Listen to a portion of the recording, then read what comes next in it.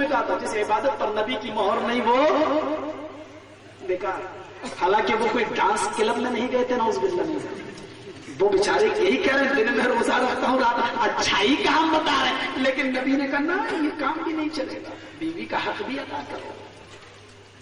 یہاں تو صاحب پتہ نہیں لوگ کیسے سن لیتے ہیں. میرے بزرگ اتنے بڑے تھے، عشاء کی نماز میں وضو بناتے تھے اور 40 سال تک انہوں نے فجر کی نماز پڑھی. عشاء کے وضو سے 40 سال تک فجر کی نماز پڑھی، یعنی 40 سال تک بیوی کا حق ادا نہیں کیا. بزرگ تھے، مانیں گے. یہاں نبی برداشت نہیں کر رہے ہیں. سنت دیکھو میرے بھائیوں، ہم کو کہو گے نہیں سب اصلاح کرو لوگوں کی، ہم تو ایسے ایسے اشارے بھی کروں گے تمہیں پتا بھی نہیں چلے. ہاں یہ اصلاح ہے. لاٹھی لے کے دوڑ رہے ان کے پاس. یہ نوجوانوں کا کردار تھا کہ عبادت میں، لیکن پھر بیوی کے وقت پھر اللہ کے نبی کی بات پر عمل بھی. اور سنیے، بنی اسرائیل کو حکم ہوتا ہے کہ تمہاری توبہ قبول ہوگی اس شرط پر، ایک گائے کی قربانی. کیسی گائے ہونی چاہیے؟ ایسی. کتنی بڑی ہونی چاہیے؟ ایسے ایسے سب. رنگ کیسا ہو، دانت کیسے ہو، کھال کیسی ہو. آخر میں اللہ تعالیٰ نے ایسی گائے بتا دی جو تمہیں ملے ہی. ڈھونڈا کہیں بھی ڈھونڈا، پوری قوم میں سب میں ڈھونڈا، کہیں نہیں ملا. بنی ابن کثیر تفسیر ابن کثیر میں لکھا وہ گائے بنی اسرائیل کے 2 بچوں کے پاس ملی، جو بچے اپنے باپ کے بہت فرما بردار تھے اور ان کے باپ نے وہ گائے جنگل میں چھوڑ رکھی تھی، لہذا وہ گائے ان بچوں کے پاس ملی. لوگوں نے کہا قیمت بتا. یہ گائے وہ ساری نوعیتیں اور شکلیں جو ہم کو حکم ہے اس گائے کے اندر پائی جا رہی ہے. کہا ٹھیک ہے، اتنا سونا چاہیے اس گائے کے برابر. دینے پر تیار ہوئے. ایک طرف گائے رکھی گئی، اتنا سونا. یہ والدین کے فرما بردار تھے، اللہ تعالیٰ نے ان کو اتنی دولت دے دی، لو اس کے برابر سونا، اور گائے کو دے دیا اور انہوں نے گائے ذبح کر دی. اندازہ لگا والدین کی فرما برداری یہ نوجوانوں کی ایک صفت ہوا کرتی ہے جو آج ہمارے اندر.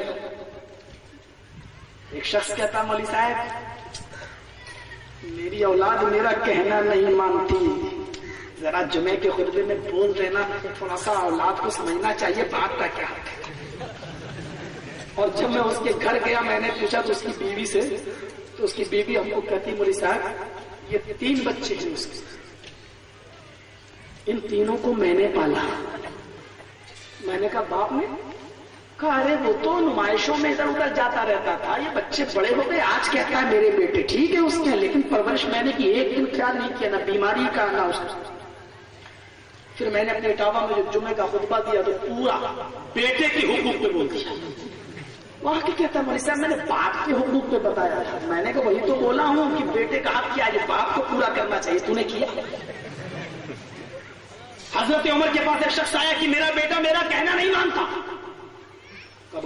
بلایا. حضرت عمر نے خوب ڈانٹا. جب ڈانٹ چکے تو پوچھا بیٹے نے، آئے امیر المومنین کیا ڈانٹ دیا؟ ہاں. کچھ اور کہنا ہے؟ اب میری بھی تو سنو گے، میرے باپ کے کہنے پر تو آپ نے ڈانٹ دیا. کہاں بتا، یہ تو میرے باپ کے حقوق ہیں جو مجھ کو پورا کرنا چاہیے، لیکن باپ کے بھی کچھ ذمہ داریاں ہیں یا نہیں جو اس کو پورا کرنا چاہیے. کہاں کیا؟ کا 2-3 ذمہ داریاں جو ضروری ہے. پہلی ذمہ داری ہے کہ جب وہ لڑکا پیدا ہو تو 7ویں دن اس کا عقیقہ کرنا چاہیے، اس کا اچھا نام رکھنا چاہیے. 2.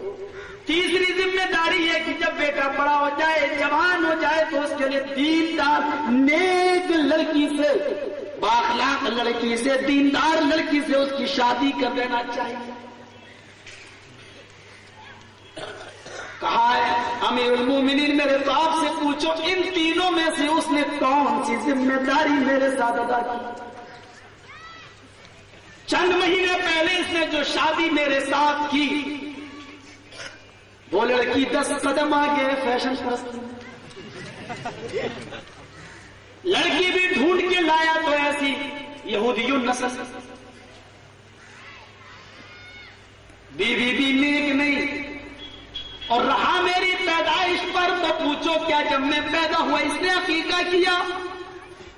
باپ نے کہا نہیں عقیقہ تو نہیں کی. پوچھو اس کا نام.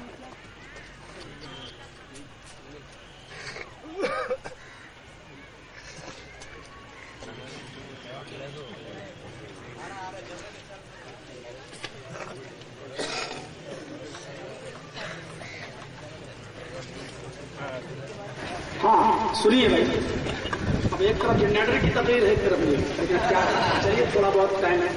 ہاں تو اے امیر المومنین پوچھئے شادی میری کیسی ہوئی, کس عورت سے ہوئی, اور پوچھئے عقیقہ کیا تھا, کہا نہیں. پوچھو نام کیا رکھا, تو عربی میں بیٹے نے نام بتایا, یہ نام رکھا جس کا اردو میں ترجمہ ہوتا کھٹمل. یہ نام رکھا اس نے, نہ نام اچھا, نہ بیوی نیک, نہ عقیقہ. اب میں اس کا حق ادا کروں؟ پھر تو امیر المومنین بگڑ گئے. اس کے تو یہ نوجوانوں کا کردار ہوتا, باپ کے خلاف دیکھیں یہ شریعت کے خلاف کوئی کام کیا تو اس کے اوپر بھی نہیں. آئیے ایک اور سنتے چلیے. نوجوانوں کی حیثیت قرآن نے کیا, اللہ کے رسول نے کیا فرمائی ہے؟ بخاری شریف کتاب الرقاق, کتاب الحدود, اور کتاب التوحید کے اندر یہ روایتیں موجود ہیں. کیا فرمایا؟ عن ابی ہریرہ رضی اللہ تعالی عنہ قال رسول اللہ صلی اللہ علیہ وسلم سبعۃ یظلهم اللہ فی ظل یوم لا ظل الا ظلہ امام عادل وشاب نشأ فی عبادۃ ربہ ورجل قلب معلق فی المساجد. اللہ کے نبی فرماتے ہیں 7 قسم کے لوگ اللہ کے عرش کے سائے میں ہوں گے. کتنے؟ 7 قسم کے لوگ اللہ کے عرش کے سائے میں ہوں گے. اس دن اللہ کے عرش کے سائے کے علاوہ کوئی دوسرا سایہ نہ ہوگا. میدان محشر کا دن ہوگا, زمین تانبے کی ہوگی, جسموں سے پسینہ ٹپک رہا ہوگا, ٹخنے کے برابر, گھٹنوں کے برابر, کمر کے برابر, کاندھے کے برابر لوگ پسینے میں غرقاب ہوں گے, پسینے میں ڈوبے ہوئے ہوں گے. سوال ہوگا اس موقع پر 1 میل کے فاصلے پر سورج, آج 9.5 کروڑ میل, 9 کروڑ 30 لاکھ میل کی اونچائی پر یہ سورج, اور مئی جون کی گرمی میں ہم گنجی تک, بنیائن تک اتار دیتے ہیں, اور وہاں تو 1 میل کے فاصلے پر سورج. حالت کیسی؟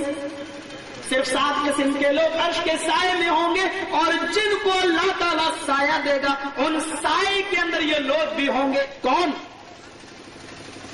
امام العادل, عدل و انصاف کرنے والا امام. امام کا مطلب یہاں وہ نہیں جو مسلح پر ہو, ہر انسان جو عدل و انصاف کرتا ہے. ایک باپ بھی اپنی اولاد کے در کا امام ہے, وہ اس کو دیکھنا چاہیے کہ اپنی اولاد کو صحیح طریقے سے برابر برابر حقوق ادا کر رہا ہے کہ نہیں کر رہا ہے. بیوی اپنے بچوں کی ذمہ دار ہے, اس سے بھی سوال ہوگا. انصاف کی بات کرنے والے یہ جنت میں ہوں گے, عرش کے سائے میں ہوں گے اللہ کے, ان کو سورج کی گرمی نقصان نہیں پہنچائے گی. دوسرا وشاب نشأ فی عبادۃ اللہ, اور دوسرا وہ نوجوان جو اللہ تعالیٰ کی عبادت کرتا ہے. نشأ فی عبادۃ اللہ, جو اللہ کی عبادت میں لگا ہوا ہے. نوجوان, پتہ یہ چلا کہ نوجوانی کی عبادت اللہ تعالیٰ کو بہت پسند ہے. ارے بڑھاپے میں تو سبھی پڑھ لیتے ہیں, لاٹھی ٹیک ٹیک کے چل رہا ہے. اب اگر تو نماز پڑھ رہا ہے تو کون سا؟ ذرا غور کرو, ایک اندھا اور نابینا صحابی آئے, عبداللہ ابن ام مکتوم, اے اللہ کے نبی دیکھیے میں لاٹھی لے کے چلتا ہوں, آنکھوں سے نابینا ہوں, اندھا ہوں, دکھائی نہیں دیتا, راستہ مخدوش ہے, کیا میں نماز گھر پہ پڑھ سکتا ہوں؟ اللہ کے نبی نے کہا ہاں. پہلے تو کہتے رہا. وہ گئے, نکلے, مسجد کے دروازے سے باہر نکلے, آپ نے فوراً کا بلا کے ان کو بلا کے لائے, آئے بیٹھے, کہا عبداللہ ابن ام مکتوم کیا اذان کی آواز تمہارے گھر تک جاتی ہے؟ ہاں، کیا تم سنتے ہو؟ ہاں۔